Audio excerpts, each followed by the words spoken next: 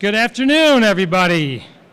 Good afternoon. I'm Steve Gregorian, President and CEO of the Detroit Economic Club. Welcome to today's exciting meeting.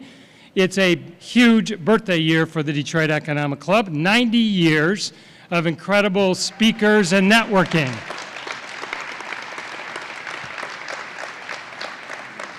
I especially want to welcome our DEC members. If you're not a DEC member yet, give me 10 seconds to convince you your next job, prospect, client, maybe best friend, I've seen it, is right here in this room. Join us, invest in yourself. We'd love to have you join. You can do it at econclub.org. In fact, if you want to do it today, you can do it in the lunchroom, and we'll give you a free ticket to an event in the next few months. So please consider that. As we get started, I would just ask you to silence your cell phone so we don't disturb the program. And if you've been with us before, you know that we always get started with a pledge and a prayer. So I invite you to stand and join me as we honor our country with the Pledge of Allegiance. I pledge allegiance to the flag of the United States of America and to the republic for which it stands, one nation, under God, indivisible, with liberty and justice for all. And kindly remain standing as our invocation today. He jumped right up. Yep. Will be delivered by Reverend Jeff Drutches from Fishes and Loaves Food Pantry. Reverend? Thank you. I share our noontime prayer today as an MSU alum, not embarrassed before God by a little partisanship. Let's pray. Oh God, just as you inspire all Michiganians to declare, if you seek a beautiful peninsula, look around you, so are we here inspired to proclaim that should any seek a beautiful campus with great sports teams who fight with vim, specializing in winning, look north to Michigan State University on the banks of the Red Cedar. Bless MSU as we hear from those today who coach its women and men to bold victory, bringing to all of us who cheer them on honor, joy, excitement. Keep us mindful as your people and as MSU fans as well of the example its teams also provide us at their best of what it means to shine in competitive excellence, joined in a true spirit of sportsmanship on the field and off. Go green and white. Amen. Hey guys, the way he jumped up, you need to give him a tryout over here, right? All right, a couple of thank yous. Thanks to Michigan State for the very cool towels you've got on your chairs. Thanks to WJR, who's doing their Focus Show live from our lunchroom, and you can pop in to watch that during lunch. And thank you to WDIV Local 4 Plus, who's live streaming today's meeting. A couple of quick things. I always want to take a moment and thank our sponsors and partners. We would not be here today if it wasn't for their generosity. Thank you. If you're interested in becoming a sponsor, would love to talk to you. There's lots of great benefits in doing so.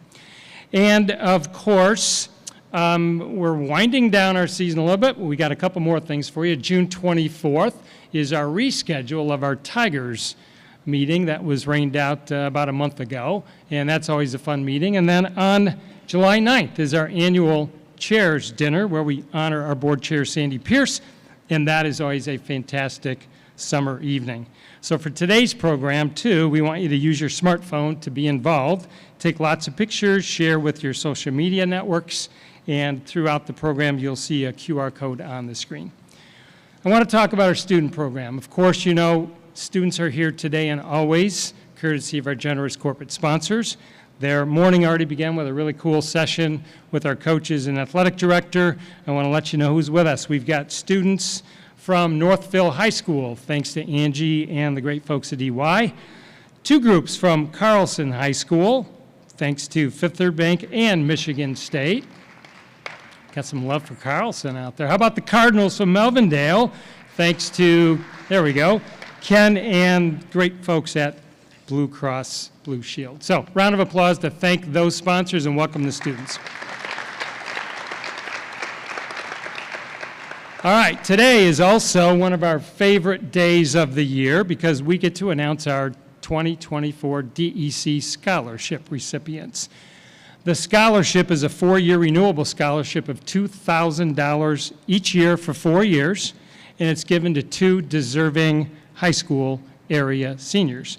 That means each and every year, the DEC supports 8 college students as they further their education. And over the years, that totals close to $400,000 in support for our area students. The fund is expertly managed by Community Foundation of Southeast Michigan, and I want to thank Karen and Caitlin, who are here with us today, for their hard work on this project.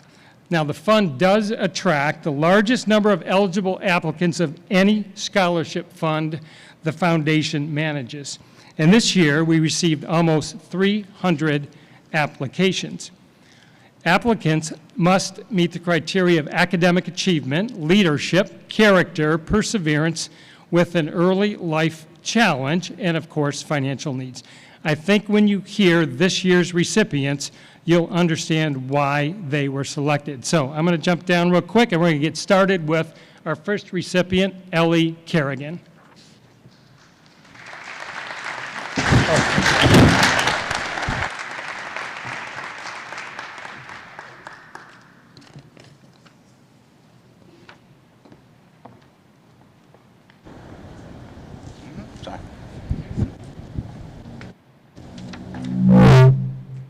All right, here I come. Hello, Ellie. You look great today. Ellie is here. Ellie Kerrigan with her proud parents. Right over here, wave. That's Ron and Kathy Kerrigan. Good job. I want to tell you about Ellie. Ellie just graduated from Belleville High School with a 3.7 GPA, where she's been a 4-year honor roll student and National Honor Society member. She's also earned statewide recognition as a recipient of the Michigan Council for Exceptional Children's Yes I Can Advocacy Award. She's committed to her volunteer work with MDA. Ellie serves as a mentor to young children with the condition. She offers inspiration and hope by sharing how she overcomes some of the fears and challenges that she has living with muscular dystrophy. She is passionate about giving back, and in the fall, she'll be rolling some tide at the University of Alabama, where she will be pursuing a degree in clinical psychology. Congratulations to Ellie. Join me in a round of applause. Stay here, I'm going to grab a little certificate.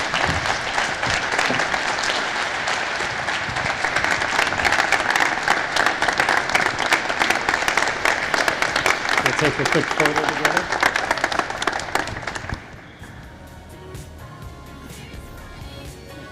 Great job, Ellie. You can get back to the audience, and we are going to watch you, and you're going to do great things. Congrats.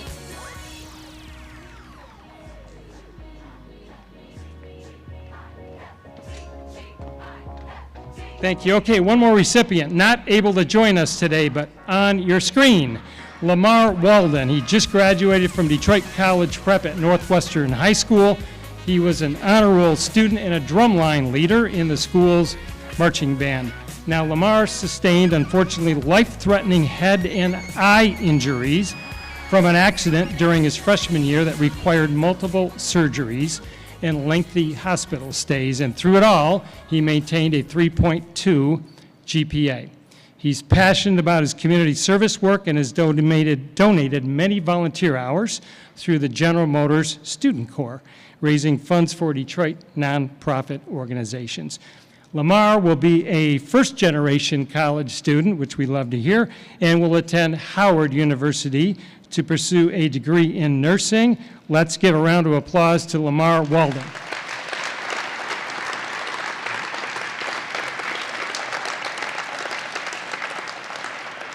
All right, on with the program. Let's put our presiding officer to work. Sandy Pierce serves many boards, including Michigan State, of course, but of course, most importantly, she is the DEC's board chair, and I know we have to be her very favorite board. So we're so grateful for her support and commitment to the DEC and to me personally. Ladies and gentlemen, here's Sandy Pierce.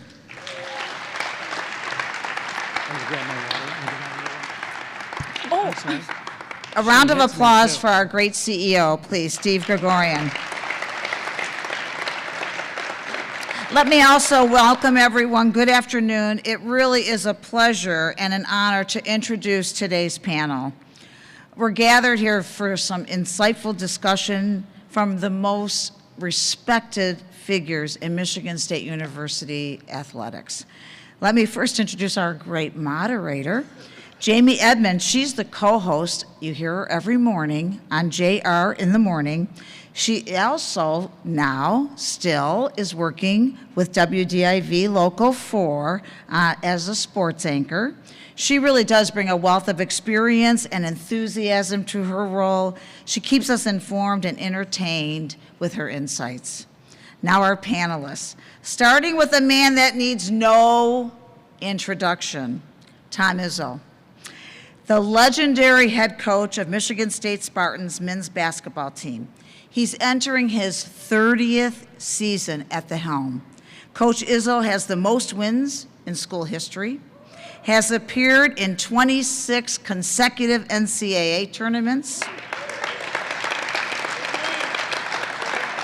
Hold on, I'm not done. I got to keep going. Led the Spartans to an NCAA championship, 8 Final Four appearances, and 10 Big Ten championships. Known for his strategic brilliance and dedication to his players' development, Coach Izzo's impact on college basketball is absolutely unparalleled. Let's give a round of applause for Tom Izzo.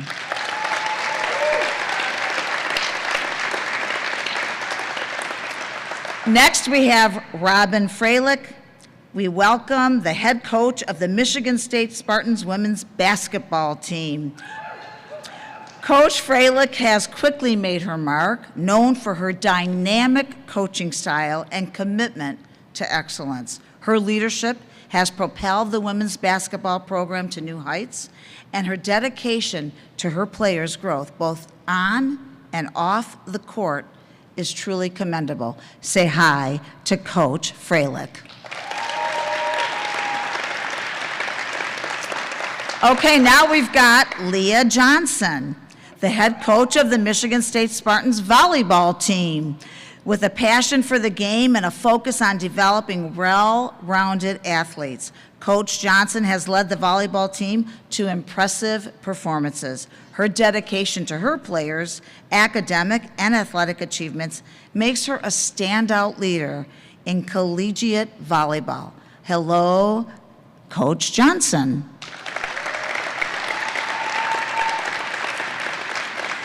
Okay, next we have Adam Nightingale, the head coach of the Michigan State Spartans men's ice hockey team. A former Spartan player himself, Coach Nightingale has brought a renewed energy and commitment to the hockey program. In 2 seasons, Coach Nightingale has already won both a Big Ten regular season and Big Ten tournament championship. Thank you, Coach Johnson. Nightingale. Okay, last but certainly not least is Alan Haller. He is our athletic director of Michigan State University. He is a former MSU football player. He's an experienced administrator. He's been instrumental, he really has been, in guiding MSU Athletics towards success. By the way, congratulations are in order, as Alan is getting married at the end of this month.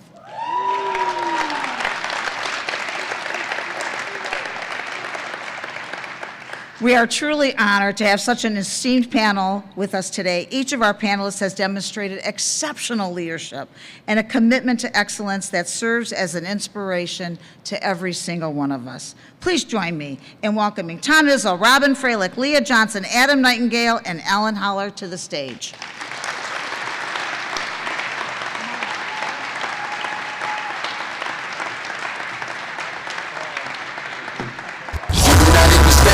Challenges long, in the rhythm of victory we find our song. It's a hard road alone, but together we're strong. A team forged in fire where we all belong. United we stand, the challenge is long. In the rhythm of victory we find our song. It's a hard road alone, but together we're strong. A team forged in fire where we all belong. In the stadium, lights blazing bright, came to fight whoever we face tonight. night. Every pitch and pass accurate like laser sight. In game celebrations, can't fake the hype. From the court to the diamond, ice to the fairway. The squad of the best, that's rise like a staircase. I said, this is cool. This is why you coach.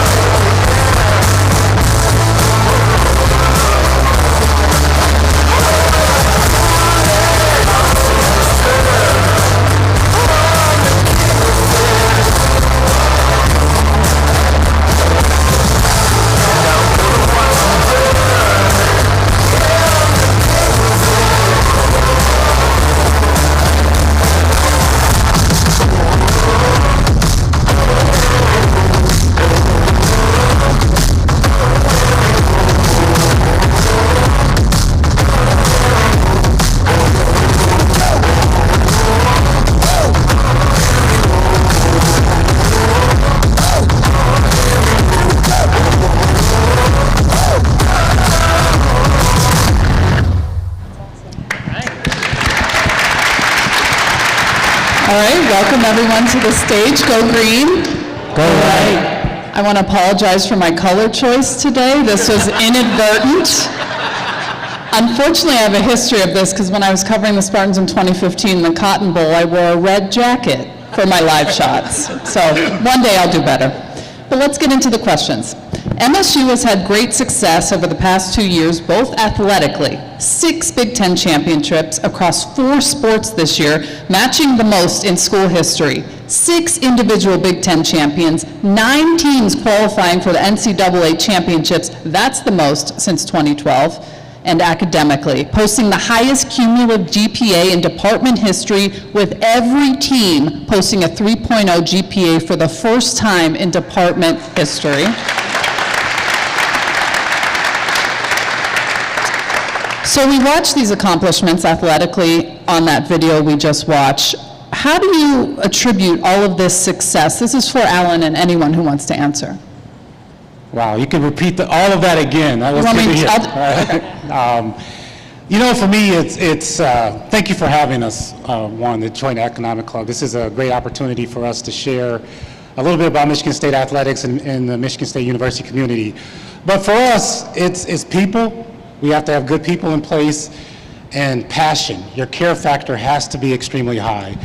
And we made a choice 3 years ago when we became, when I became athletic director and we began to lead the athletic department. We made a choice that we were going to focus on all of our sports. And those are words. And we put those into actions. We put our resources behind all of our sports.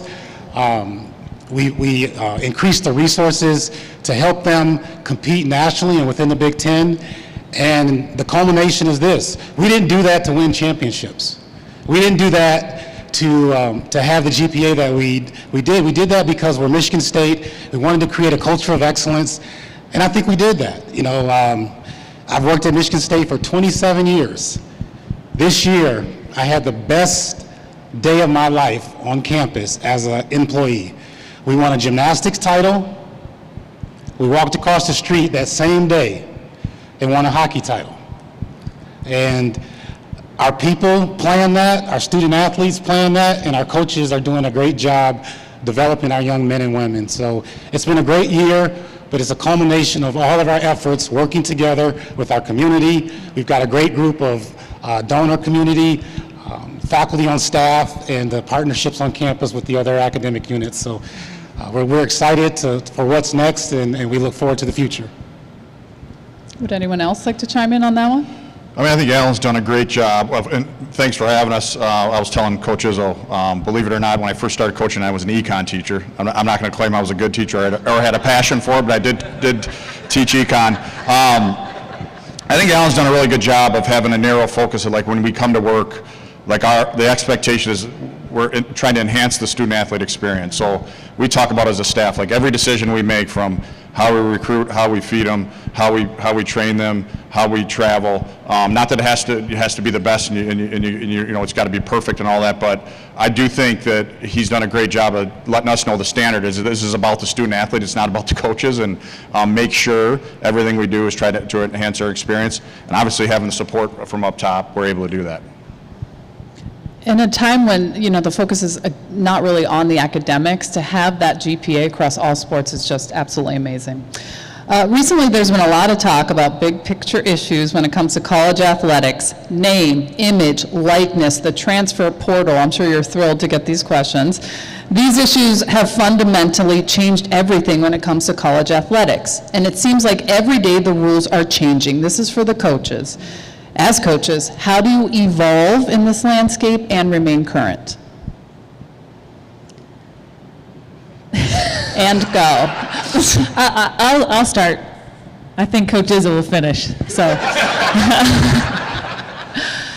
well, it's multifaceted, and I think what's interesting is that the portal and NIL sort of happen simultaneously, even though they're pretty different, and they obviously impact each other. But I think our job as leaders is to be innovative, is to be creative, is to figure it out, and okay, how do we continue to have a great student-athlete experience, and we play at a really competitive level and compete at a high level, and how does that all fit together? How do you build a team and build a locker room? And I think those are things that we're continuing to figure out. I mean, as in a few weeks ago, things shifted again. But our leaderships, we had a really good staff meeting yesterday, and at Michigan State, we're all on board with finding the best ways to continue to have great experiences and get to coach what we love. And what I do love, and we were talking about this on our drive down today, is that some of the things have never changed. Like the way we feel at practice, like getting a one-on-one meeting with a kid. Coach Izzo shared today watching a kid go from a okay player to a great player, right? All of those experiences we get still look really, really consistent, and that's a sweet spot for coaching. Yeah, I mean, I think that I get asked about this a lot. I think the reality is, like, I'm not going to be able to change any of whether I like them or not. That's not my job.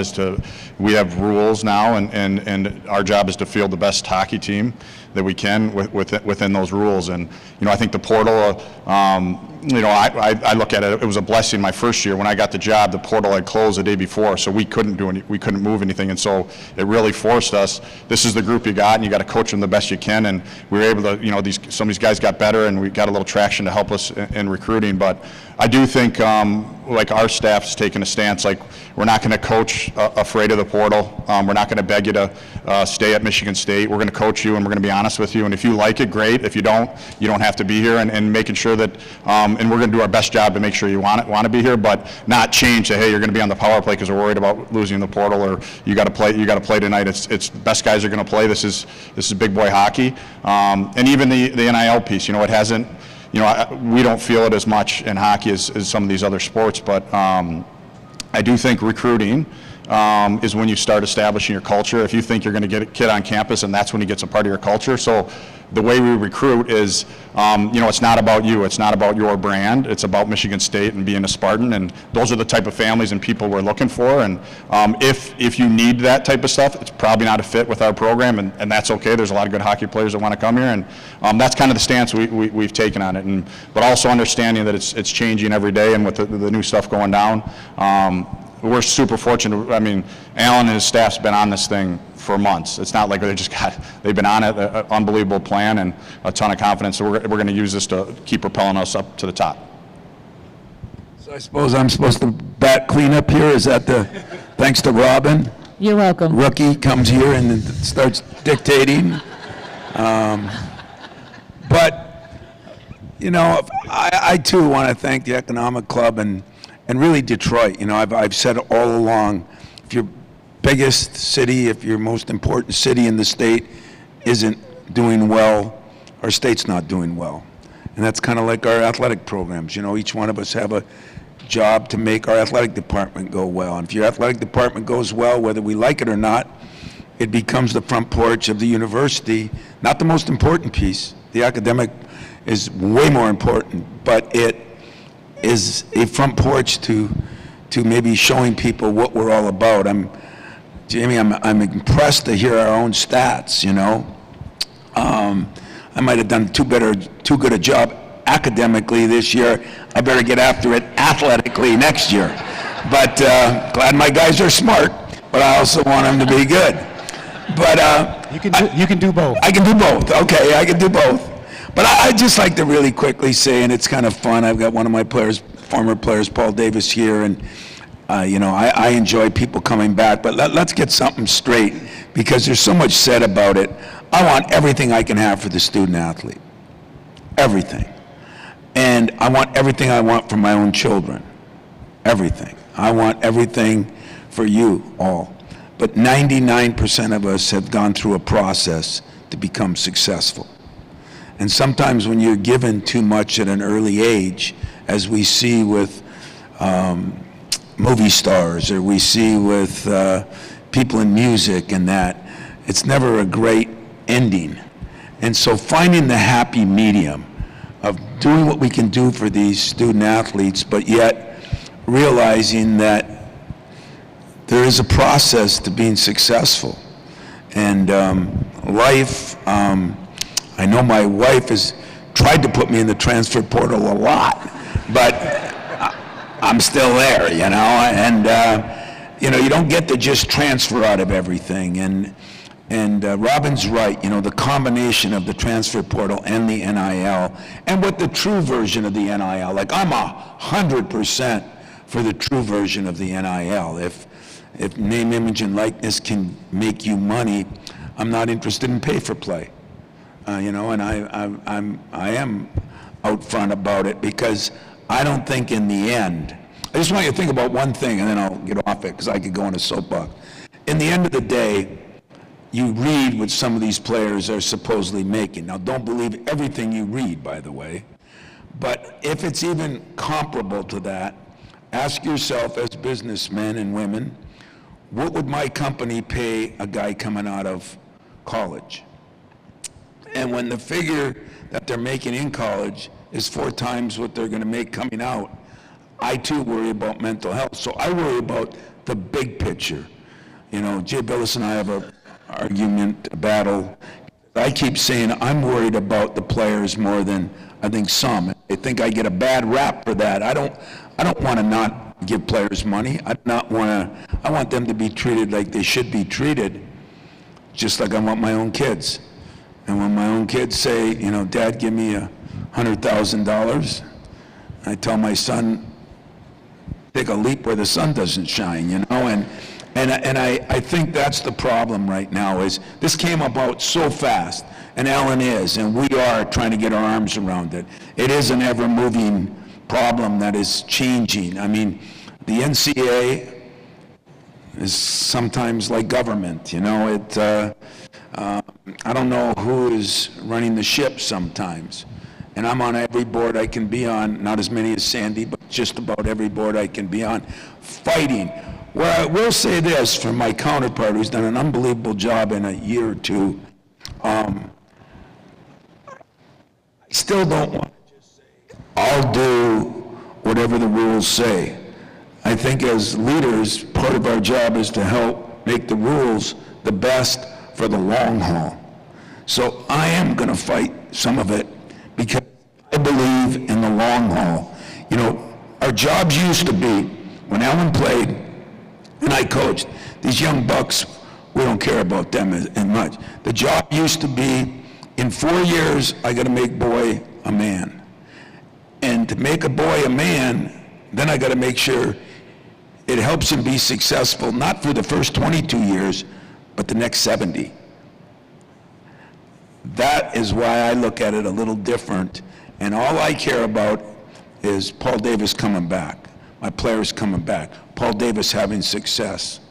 Him and I had some battles over the years. I'm proud of what he's done. I'm proud of what he's accomplishing.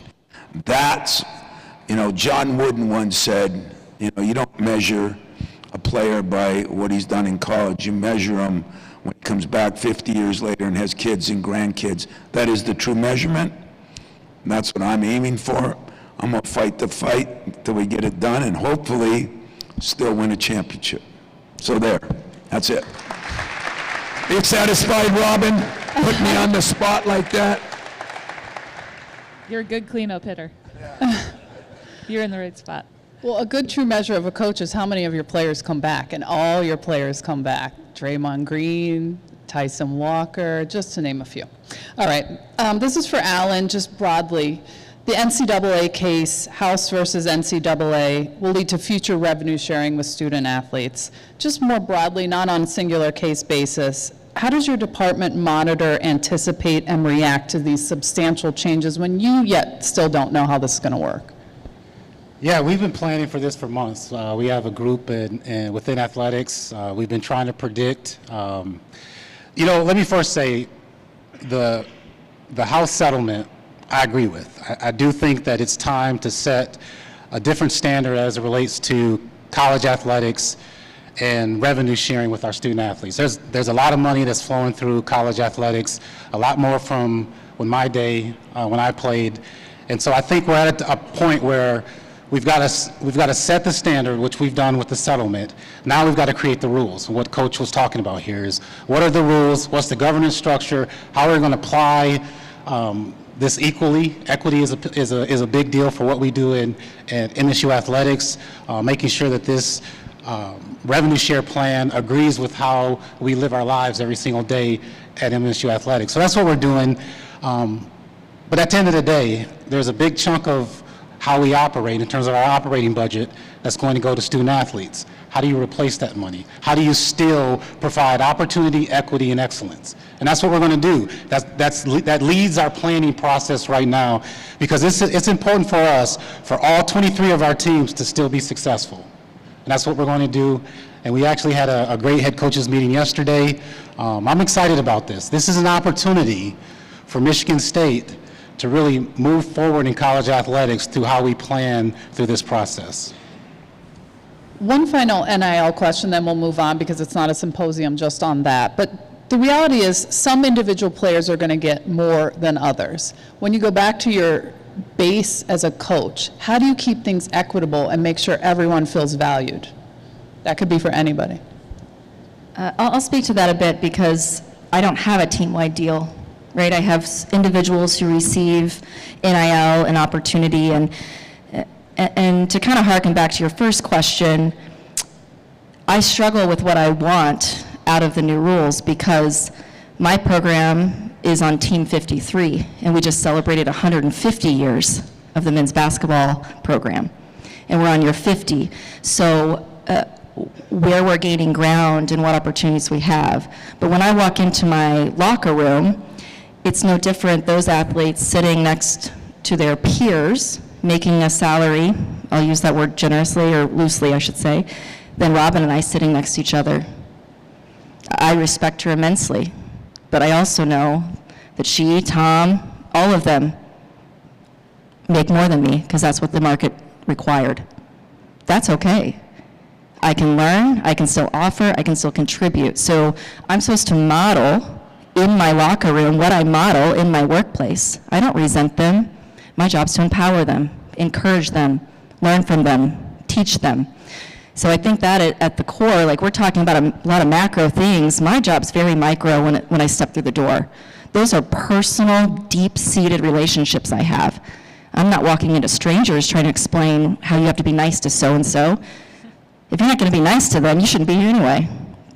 Thank you, Portal, right? So we have these opportunities to create culture that we have to deal with in the workplace too. So there's a life lesson there. It may not be perfect, but if your values lead your decisions and you're teaching that and modeling that, there may be struggle, but it isn't as challenging, I think, as we want it to be. Now, I don't deal with the money that the gentleman at the end does.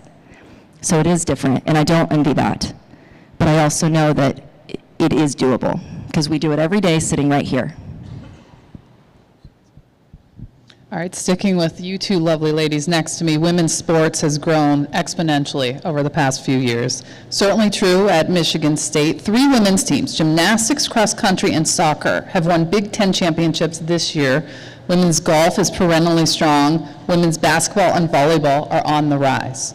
To what do you attribute the rise in the popularity and success of women's sports? And Alan, you can jump in when they're done. Well, I'll start here. Really cool story. Actually, this week, I took my 7-year-old daughter to her very first WNBA game. And it was a really special moment for me, but mostly I just felt really grateful. It was almost sold out. It was a great game. It was a great product. So why has there been a change? Well, there's been more visibility. There's been more opportunities. And, you know, in my world, Caitlin Clark was a bit of a phenomenon who I think was the catalyst our sport needed. And I think what happened was people started watching her, but they started watching the game. And it's a really good game. And it's an amazing product. And the reality is it has been for a while. But it was the right person at the right time and the right opportunities. There were 24 million people who watched the Women's Basketball National Championship game. Completely sold out. I couldn't get tickets to the semifinals. Completely sold out. So I just think so many things happened at the right time. I'm watching it through the eyes of a 7-year-old, and I also am watching her have so many more opportunities than even I did. And I'm really excited about it because it's worth watching. And she only wants to shoot logo threes. We call her Clara Clark. She's shooting logo threes but can't make layups. So, you know, eventually we're going to have to speak a little reality. So with the sport of volleyball, and I appreciate all of our other women's sports who have had so much success, I go back to the 50-year mark. We're just now catching up to where the attention has been given long enough to be noticed and to be enjoyed. Marketing is what you see over time and frequency. I develop a relationship when I interact with you on a consistent, frequent basis, not when I see you once. Well, that's how I develop an interest. That's how I develop an affinity, right? That's how that is created. That's what women's athletics has now been provided, is a consistent, frequent interaction and engagement opportunity. It's not at the same level. That's okay, right? That's okay. But the more you see it, the more you find reasons that you do like it versus unaware to how to like it. Volleyball is the #1 participant sport in women and girls in the country, the fastest rising sport. And it is, we just opened a pro circuit. We'll have 3 pro circuits, which how they all start will eventually merge. I also think you have girls starting at a young age in many sports where now their fathers and their parents are learning a sport from the ground up, not having to watch it on TV and never seen it before. So when little girls have access, their parents learn the sport with them as they age. And now when you're watching a pro sport, you guys are going to enjoy the Olympic team, hopefully returning gold medalists. P.S. 8 of the 12 Olympic roster spots are from the Big Ten.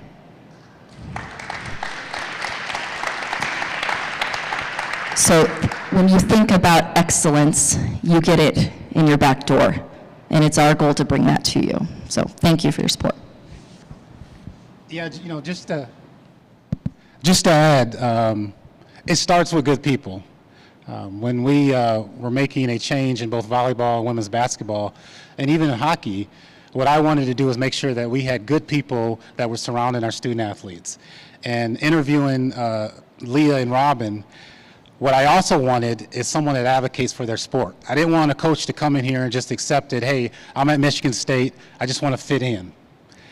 And I told them that during our interviews, and Leah actually literally took that during our first week. She comes over and she says, Alan, I want to move volleyball games to Breslin. And I was like, well, sure you do. She said, no, I really want to do it. The easiest answer would have been no, we can't do it. It costs too much money, costs too much people power. But we got to a yes. We got to a yes, and it's a better experience for those volleyball student athletes. And we've done that with all of our sports. And how do you measure if when you're a leader or a director of any organization, how do you measure that you're doing things right? Championships are one, but for me, I had it, this year, I traveled with the women's basketball team to Purdue.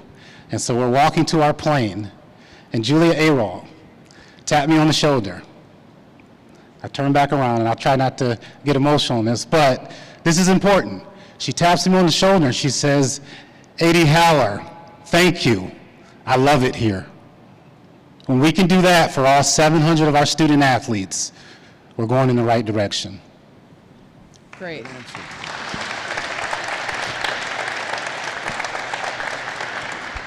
It takes courage to support women's sports the way Alan does.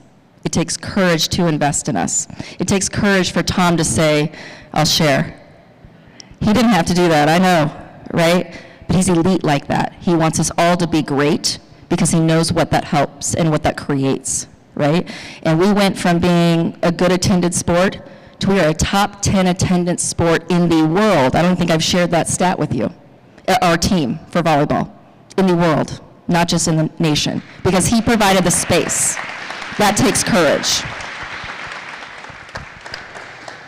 We're running out of time here, so I'm going to skip forward to this question. It's a different time in sports. How do you motivate your athletes? And is it different than it was or different when you were student athletes? It's for anyone. Well, I think we all talk to the students about don't let money be the main reason that, especially at a younger age, and I think that's what we're still trying to do. You know, we have a tendency to blame the players, and I've blamed enough players over my years, but we have a tendency to blame the players. It's the adults that are making some of these crazy rules. And I say crazy because they're changing, and then we wonder why players. So I think what we got to do in this time that's a little more dysfunctional, or it's been, is make them realize still why they're in it. They're in it to get an education. We have really diminished that part of athletics. They're in it to get better. They're in it to have adversity. They're in it to fight through adversity. They're in it to make themselves better in the long run. And that's what I keep telling my guys. Let's be different. It's easy to do what everybody in the country's doing. Let's be different. Let's stick to what is important here at Michigan State, what build the program. I'm lucky. Paul Davis comes back. Magic Johnson comes back. Draymond comes back. Sometimes that doesn't make me all lucky, but for the most part, he comes back. Mateen Cleaves comes back. You know, Denzel Valentine, and I mean, the beat goes on of the guys. Jaren Jackson now just worked out with one of our guys in California, and I think when you have culture, and I think that's what we're all scared of right now, if you want the truth. I am petrified of it. Are we going to lose our culture? You know, that's the first thing you talked to me about when you came over, when you got the job. How do you develop culture? Well, it's ever moving. As long as I'm the basketball coach, we're going to have a relationship-based program, even though the world's trying to make it a transaction-based program. And I think that is something I'm going to fight for, because there is nothing I do, not winning a national championship, not going to a Final Four, not winning a Big Ten championship, that means more to me than when players come back. That deals with relationships, and that deals with they must have had a good time. They must have liked what they went through, even though they didn't always. They must have respected what they went through. That's our job as parents. That's our job as leaders. That's our job as head coaches. And that's what I would say is important to me, and we got to keep that understanding of that is still our real goal. You know, make you a better father, make you a better mother, make you a better citizen, make you a better person, make you more successful. I think we're losing that a little bit. We're going to try to keep that, because we all talked in the car on the way down. We decided it is important to all of us. Team building in the car. We were. Yeah. We just have about a minute left, but does anyone have an anecdote of just an athlete that's surprised you, that you've developed, that you're just super proud of? I'll share a quick story. I just finished my first season, so last year, April, I was meeting with all the players one-on-one, and there was one particular player who I was, connecting with, and at that time, she wasn't even sure if she wanted to play basketball. And I'm like, let's just give it a try, right? I'm new, this is new. I think this could be a really good thing. Fast forward, she was first team all Big Ten. She went from being a role player to one of the best players in the league, and in our end of the year meeting this year, this is a sweet spot for me as a coach. This is why we coach. You ask what motivates you still. There's all the good things. There's still all the good things. And she shared with me, thank you for helping me to love the game. And so it's a cool story. I'm glad that she continued to play. So she went from not sure to first team all Big Ten. So that was, for me, a great moment. And you mentioned on the sideline, at Mackinac, on the sidelines, you're still just a coach. There's no NIL and transfer portal. On a Tuesday, you're on the sidelines, you're just a coach. Well, we use this term in our program a lot. We call it protect the huddle. Who's in the huddle and who's not in the huddle. And the reality is, with all of the new things, more people who aren't in the huddle try to get into the huddle. But the huddle itself, the people who are in it day in and day out, there's so many sweet spots in that. Well, Alan, these are newer coaches, and they've had tremendous success over the past couple of years. This is a legend sitting next to you. I think you have a successful program moving forward. Congratulations. Thank you. Round of applause for Michigan State and the Detroit Economic Club. Thank you for having us. Okay, round of applause for Jamie as well. Thank you for moderating. Now we get to ask your questions. So the students had some interesting questions for their coaches earlier. I'm going to ask one of those questions. Other than the job you have now, and be brief, what was your favorite job up until your coaching job? Are we all answering? Yeah, you're all answering. Go ahead, Rob. Jamba Juice. There's a story behind that, but yeah. You said keep it brief, so I wanted to. I had two. I used to walk the fence line because I was a farmer, grew up on a farm, repairing all the fences with my dad. And then I worked at a shaved ice, like portable place before I could drive, and they just would drop me in a parking lot by myself in the shaved ice machine thing all day long, all summer long. And I was a really good shaved ice maker. Okay, just so you know. So I was excellent at that. That's good to know. I grew up in Sheboygan, and I trimmed Christmas trees. And I grew up in the UP where there's 11 months of winter, 1 month of poor sledding. And my favorite thing was working for my grandfather and my father. And as I said, try to make sure that our name is never embarrassed. And I think that's what I try to say about Michigan State players, and that's what I say about my original family. Alan? Yeah, for me, it was, I delivered papers. I was a paper boy, delivered for the Lansing State Journal back when we had printed papers, but enjoyed it. I loved interacting with the neighbors and being out in the community and making a little money. Okay, here's another audience question. What is the simplest challenge you consistently face that makes you scratch your head on why it hasn't yet been solved? Oh, that's from one of you. Who in the hell asked that question? That figures.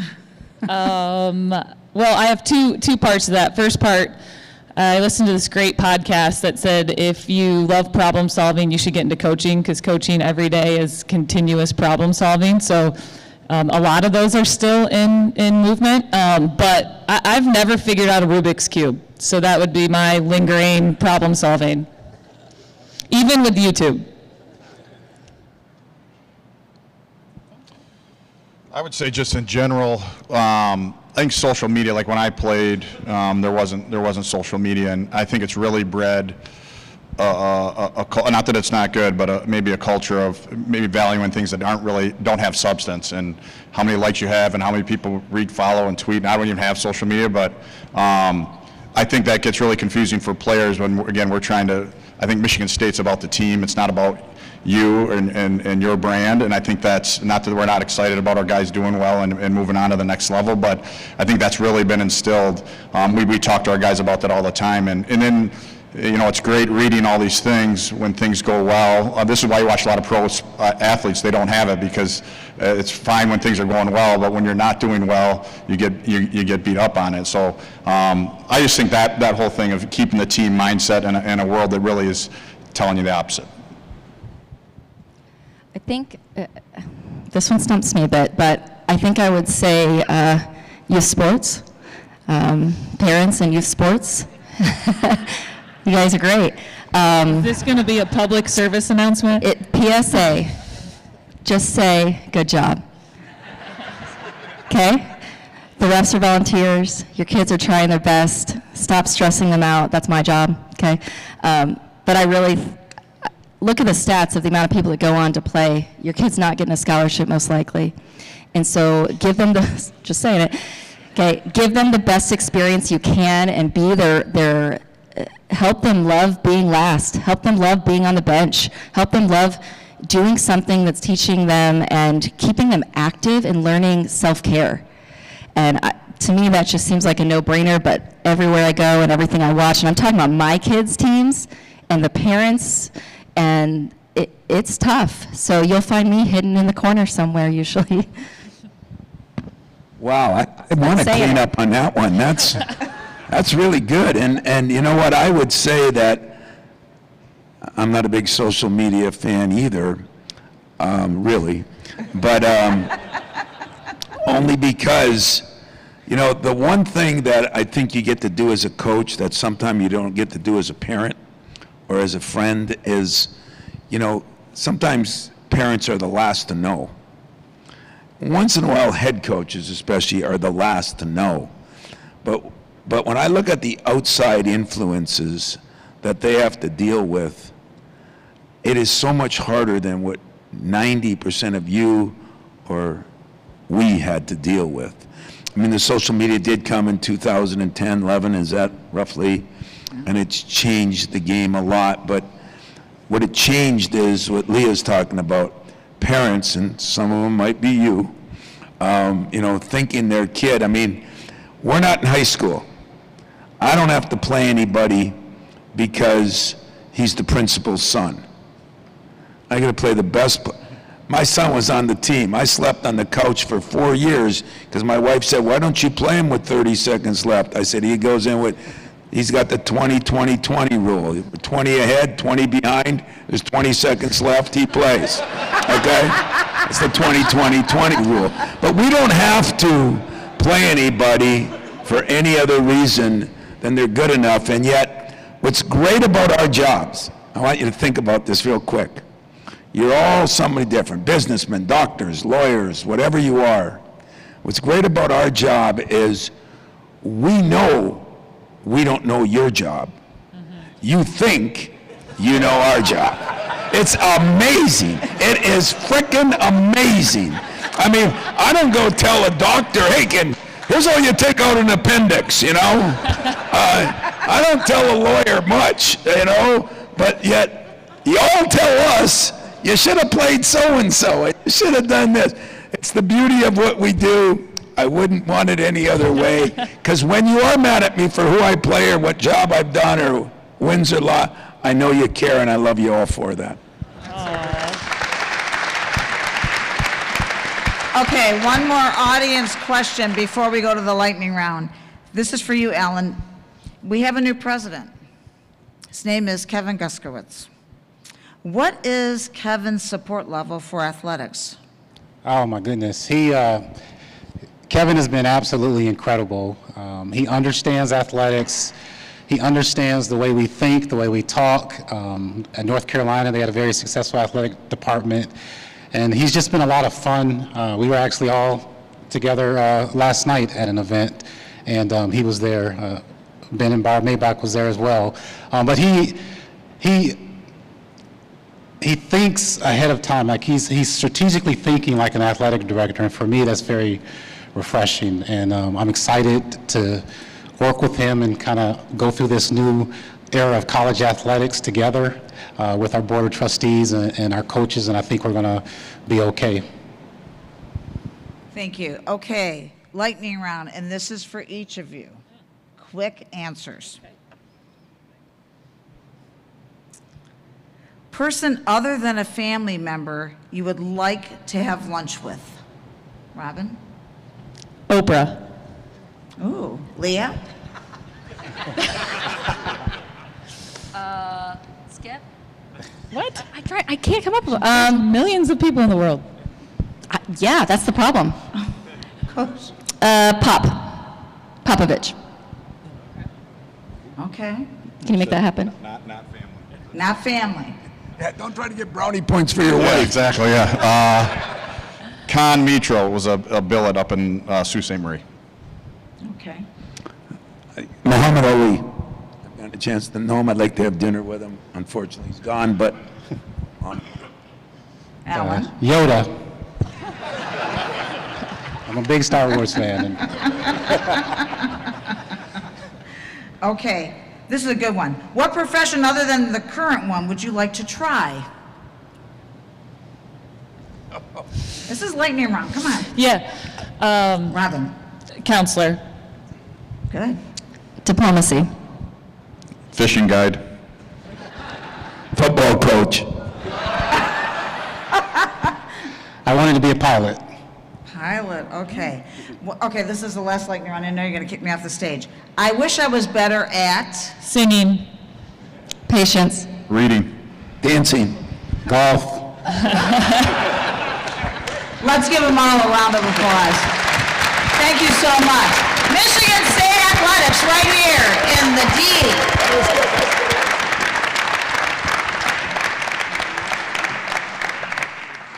Oh, I forgot that one. He's yelling at me. Okay, I forgot this one, which I'm supposed to ask every time. What advice would you give to your 25-year-old self? Anybody can start. Leah. My advice would be, don't wait for permission or direction. Take initiative and try it. And I said this to our students that were here. Failing, it's not failing, it's finding out. Find out sooner. Try earlier. You don't need a study guide. You need to take a risk. You need to go for it. Like at 25, I wish I had done more versus waited for someone to tell me more. Thank you. Robin. I feel like I had a lot of fun when I was 25. I think just stay with it. I get asked a lot because I'm from Okemos, so I was born and raised right near Michigan State. So I get asked a lot, "Was this your dream job?" And I always say I've always loved the job I was doing. So I think I would applaud myself in some way and encourage myself to just keep loving what you're doing.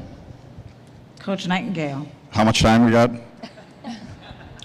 Enough time for Yeah, you. I've learned a lot. I think when I first started, I got done playing probably when I was right around that age, and then I took a job outside of hockey. I was a superintendent for a construction company.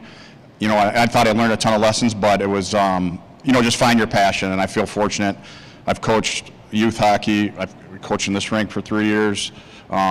It hasn't changed my feeling for what level it was, but my passion is trying to help a team become a team and help players get better. So that would be it. Just make sure you follow your passion. Thank you. Coach Izzo. I think mine would be how valuable friends are. And as you move up, you seem to have less of them, true friends. And I think valuing that and making sure you keep working on it. Staying in touch with people is hard. So I think at 25, I'd like to tell myself, make sure some of those people that sometimes I moved by on the ladder to success, sometimes I came down, but realize they're all still your friends. Ellen. For me, is kind of what I shared with the students earlier. At 25, looking back, I had no clue that I would be a former NFL player, police officer, and now the athletic director. And so what I would say is do the best at what you're doing at that time. The future takes care of itself. Take care of people, really care about people. Everyone that crosses your path is important. So make sure that you're impacting people, and then be good at what you're doing right now. And I think most of our lives will turn out the way we wanted them to. Okay, now a round of applause for Michigan State Athletics.